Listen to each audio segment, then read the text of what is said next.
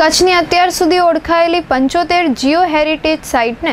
Highlight કરવા અને તેનું મૂલ્યાંકન કરવા તેમજ નવી જીઓ હેરિટેજ સાઇટને ઓળખવા માટે યુનિવર્સિટી ખાતે રાષ્ટ્રીય કક્ષાની કોન્ફરન્સનું આયોજન કરાયું છે, જેમાં શનિવારે ઇનોગ્રેશન અને ટેકનિકલ સેશન યોજાઈ હતી। આ પ્રદેશમાં કરોડો વર્ષોથી ખડકો ખનિજોના રૂપમાં અમૂલ્ય ભૂસ્તરીય વારસો ધરબાયેલો છે, જેની જાળવણી થવી જોઈએ। યુનિવર્સિટીના પ્રોફેસર મહેશ ઠક્કરે જીઓ પાર્કની સંરચના અને મહત્વ રજૂ કરી હાલે જીવન સુધારણા માટે આવી સાઇટ પર થઈ રહેલું ખનન અટકાવવું જોઈએ તેમ કહી તેના મહત્વ વિશેની રૂપરેખા વેદમાં પણ હોવાનો ઉલ્લેખ કર્યો હતો। 4 દિવસની આ પરિષદ પૂર્ણ થયા બાદ કચ્છમાં જીઓ પાર્ક જાહેર કરવાના ડોક્યુમેન્ટેશન તૈયાર કરી यूनेस्को ने सौंपवामा आवशे। जैसे कि अभी त्रिपाठी सर ने जो बताया कि जियो हेरिटेज जो हमारा जियोलॉजिकल हेरिटेज है जो वो नष्ट हो रहा है, हमको ये कॉन्सेप्ट हमारे दिमाग में क्यों आया कि जियो हेरिटेज है, जियोलॉजिकली सेक्शंस है, जो रॉक्स है, मिनरल्स है और हिल्स है, एक बार नष्ट हो जाएगा तो वो फिर से बनेगा नहीं, क्योंकि उसको बनने में 100 मिलियन साल से 200 मिलियन, कई एक्सपोजर तो इससे भी पुराना है कि बिलियंस में जाते हैं। तो एक बार वो नष्ट हो जाएगा तो कभी हमारे सामने आएगा नहीं, वहाँ हम एक कंक्रीट का स्ट्रक्चर रखेंगे। तो ये सब चीज़ें जब हमारे सामने आई, हमारे सामने नहीं पूरी दुनिया को ये पता चला कि जब हम माइनिंग करते हैं तो माइनिंग इंडस्ट्री मिनरल्स को, रॉक्स को उत्खनन करके फेंक देती है या तो उसका कोई मैन मेड स्ट्रक्चर बनाते हैं, लेकिन जो धरोहर नष्ट हो गई वो कभी मिलियंस ऑफ ईयर्स के बाद हमारे सामने फिर से आएगी। तो वो हमारी अगली पीढ़ी जिससे ये जानते हैं कि पृथ्वी का उद्भव कैसे हुआ और हमारा इवोल्यूशन कैसे हुआ, पूरी एक के बाद एक मिलियंस ऑफ ईयर्स की जो स्टोरी है वो जो हम बच्चों को समझाते हैं वो रॉक के अंदर लिखी हुई है, वो समझाते हैं, वो नष्ट हो जाएगी। तो ये जब कॉन्सेप्ट दुनिया को पता चला, यूनेस्को ने ऐसी कई साइट आइडेंटिफाई की और पूरे विश्व के करीबन 45 देशों में 170 जितने जियो पार्क हैं, 45 देश में 170 जितने जियो पार्क्स हैं और छोटे छोटे कंट्री में भी है, मलेशिया, इंडोनेशिया, ईरान, ऐसे कंट्री में भी जियो पार्क है। पूरे इंडिया में एक भी जियो पार्क नहीं है। हालांकि यूनेस्को रक्षित आर्कियोलॉजिकल साइट्स है लेकिन जियो पार्क साइट नहीं है। जैसे कि हमारे पास रक्षित फॉरेस्ट है, रिजर्व फॉरेस्ट है, हमारे पास बायोडाइवर्सिटी पार्क है, उसकी भी रक्षित करने का एक लॉ है। जियोलॉजिकल साइट को रक्षित करने का कोई लॉ नहीं है। तो विश्व में कई देशों में ऐसा लॉ है और इसलिए इन्होंने जियो पार्क भी बनाया है। बात हुई कच्छ की। कच्छ एक ऐसी जगह है, हम पिछले करीबन 100 साल से पढ़ते हुए आए कि कच्छ में ideal sedimentology, ideal Jurassic sedimentary, ideal Jurassic life, structures, tectonics, seismic evolutions, सब जियोलॉजिकल जितने पहलू हैं सब एक छोटे से बेसिन में 300 किलोमीटर बाय 250 किलोमीटर का एक छोटा सा बेसिन है जिसमें करीबन 600 जितनी इनवर्टिब्रेट प्रजातियां हमारे पास है जो जुरासिक काल में जीवित थी, उनका एक बुक के फॉर्म में रॉक में पड़ा है। तो ये इतने छोटे बेसिन में इतनी सारी वैरायटीज़ है, उसका भूपृष्ठ भी इतना विशिष्ट है कि जी पूरे विश्व में ऐसा भूपृष्ठ रन जैसा या तो जितने टेक्टोनिकली अपलिफ्टेड माउंटेन्स है वो सब कहीं नहीं है। तो खुद एक Kutch basin live geological laboratory है। अभी ये हमने समझ लिया है, सभी जियोलॉजी से समझ लिया है, लेकिन अभी प्रशासन या आम जनता को समझाना ज़रूरी है, तभी उसको रक्षित कर सकते हैं। क्योंकि जो रक्षित जो साइट जो बहुत ही इम्पोर्टेंट साइट है, दुनिया के लोग करीब 25 कंट्री से तो लोग हर रोज़ हम देखते हैं, हमारे डिपार्टमेंट में भी आते हैं, हमारे साथ कोलैबोरेशन करके रिसर्च करते हैं, लेकिन जब दूसरे साल आते हैं तो वो साइट ही नहीं रहती। तो इसलिए ऐसी साइट को आम जनता को समझाना है या तो प्रशासन को समझाना है कि इसको एक ट्रेल बनाए, जैसे कि त्रिपाठी सर ने बोला कि एक ऐसी ट्रेल बनाई जाए कि जिसमें ये सब इन्फॉर्मेशन ली है। हम जियोलॉजिस्ट रेडी है कि हर ट्रेल को हम बिना पैसे हम उनको नॉलेज देंगे, लेकिन उसको रक्षित, उनको कोई एनक्रोचमेंट नहीं होना चाहिए, ताकि वो कई सालों तक आने वाली पीढ़ियों तक बच्चे या आम जनता, टूरिस्ट, इनको ये नॉलेज मिल पाए। इसलिए कच्छ जैसी, जिसमें हमने आइडेंटिफाई की हुई करीबन 75 साइट्स है, लेकिन जियो पार्क इतना 75 साइट्स से बड़ा हमको मैनेज करना मुश्किल हो जाता है। तो इसलिए जियो पार्क की जो यूनेस्को की डेफिनेशन है उसके मुताबिक हम एटलीस्ट 3 से 4 जियो पार्क बनाए जाएं, तो ये समग्र 75 साइट की जो 200 मिलियन ईयर्स का हिस्ट्री बताती है वो हम रक्षित कर पाएंगे। लेकिन जैसे कि सतीश त्रिपाठी सर ने बोला, ऐसे एक छोटे से ट्रेल से हम शुरू कर सकते हैं, ताकि हमको कैसे काम करना है वो हमको पता चले। तो इसलिए हम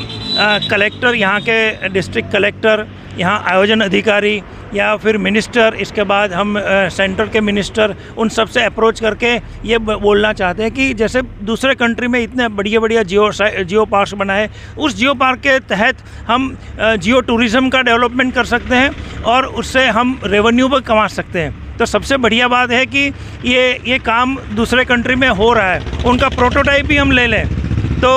ये अच्छा होगा।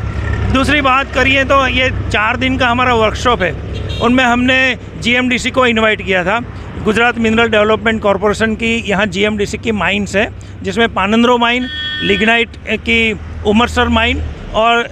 मातानुमर्ड माइन, जिसमें पानंद्रो माइन अभी एमेंडमेंट हो चुकी है, वहाँ से जितना लिग्नाइट निकालना था वो निकाल लिया। अभी जो माइन ओपन है जिसका रिक्रिएशन करना है, तो उनके जनरल मैनेजर आया, उन्होंने हमको बोला कि हमको रिक्रिएशन करना है, हम तैयार हैं, आप हमको प्रपोजल दीजिए और हम साथ में बैठेंगे। तो GMDC ने हमको ग्रीन सिग्नल दिया है कि आप आके एक प्रपोजल बना के हम यहाँ ऐसा जियो टूरिज़्म पार्क बनाएंगे ताकि दुनिया आके देखेगी, बच्चे आके सीखेंगे। तो ये इतनी बढ़िया वहाँ साइट है कि जहाँ 65 मिलियन ईयर्स से लेकर के करीबन 45 मिलियन ईयर्स का पूरा हिस्ट्री, अर्थ का हिस्ट्री, वो इतनी छोटी सी 25 मीटर की क्लिफ के अंदर प्रिजर्व हुआ है। तो ये पहला चरण है। भुज के आसपास हमने अभी खारी रिवर देखा, तो खारी रिवर इतना ज़बरदस्त साइट है कि हर रोज़ यहाँ प्री वेडिंग शूट होता है, लेकिन वो लोग आते हैं हर रोज़, वहाँ नीचे गंदा कचरा करके पूरा डस्टबिन बना दिया है। इतनी सुंदर साइट थी, आज से मैं 96 से मैं विज़िट कर रहा हूँ, और जितनी उनकी ब्यूटी थी वो आज नष्ट हो चुकी है। इतना कचरा है, हॉस्पिटल वेस्ट है, वहाँ प्लास्टिक वेस्ट है, जिसको अच्छी तरह से डेवलप किया जाए। हमने कलेक्टर से भी बात की थी, अभी नए कलेक्टर को हम बात करने जा रहे हैं कि इनको एक रक्षित एक छोटा सा ट्रेल बना दीजिए, ताकि रेवेन्यू अप्रोच करेगा और एनक्रोच करेगा तो वो कल वहाँ बिल्डिंग खड़े हो जाएंगे, इनकी जो सुंदरता है वो नष्ट हो जाएगी। तो ये पहला चरण है, खारी गॉर्ज को हम करेंगे। इसके बाद ऐसी छोटी छोटी 10 ट्रेल हम भुज के आसपास और कुछ 10-15 किलोमीटर की रेडियस में हम बना सकते हैं। और पानंद्रो की जो माइन है वहाँ भी एक अच्छा छोटा सा जियो पार्क बन सकता है वेस्टर्न कच्छ में। देशना वरिष्ठ भूस्तर शास्त्री, जियोलॉजिकल सर्वे ऑफ इंडियाना पूर्व नायब महानिर्देशक ડોક્ટર સતીશ ત્રિપાઠીએ કહ્યું હતું કે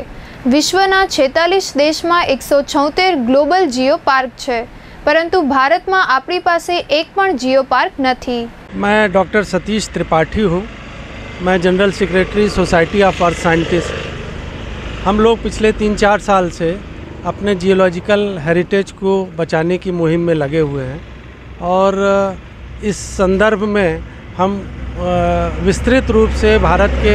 कई स्थानों पर जा कर के वहाँ के लोकल लोगों से, लोकल मीडिया से, लोकल प्रशासन से बातचीत कर रहे हैं और उनको समझाने का प्रयास कर रहे हैं कि क्यों हमारा ये जियो हेरिटेज को उस जगह पर बचाने की ज़रूरत है। इसी संदर्भ में आज हम लोग कच्छ में हैं और हम लोगों ने 4 दिन का एक वर्कशॉप रखा है, जिसमें कि हम फील्ड में भी जाएंगे, उन स्थानों को भी आइडेंटिफाई करेंगे जो जियोलॉजिकल सिग्निफिकेंस की हैं और जो इंटरनेशनल टूरिज़्म को इस कच्छ में प्रमोट करेगी। और इसी संदर्भ में हम स्थानीय प्रशासन, प्रेस, मीडिया सबको अपने साथ लेके चलना चाहते हैं, क्योंकि सभी लोग मिलकर के हमारे इस जियो टूरिज़्म के जो अभियान है उसमें सहयोग करें, और जिससे हमारा प्रकृति भी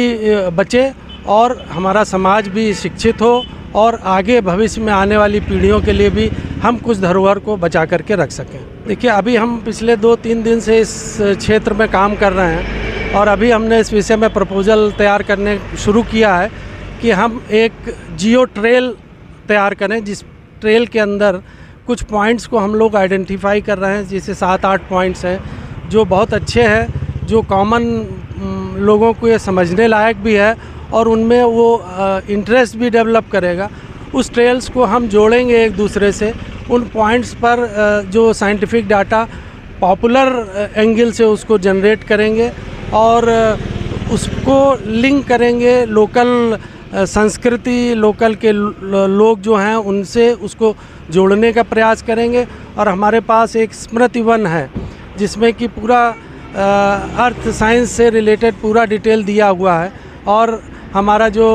सबसे टॉप फ्लोर में जो अर्थक्वेक से रिलेटेड चीज़ें हैं उसके बहुत सारे मैनिफेस्टेशंस हमको ग्राउंड में मिलते हैं, जिनको कि हम वहाँ देख करके हम लोग ऐसा एक प्रपोजल तैयार कर रहे हैं कि अगर एक दिन भर का हमारा वो जियो ट्रेल हो जिसमें आधा दिन हम स्मृति उपवन में देखें, उसकी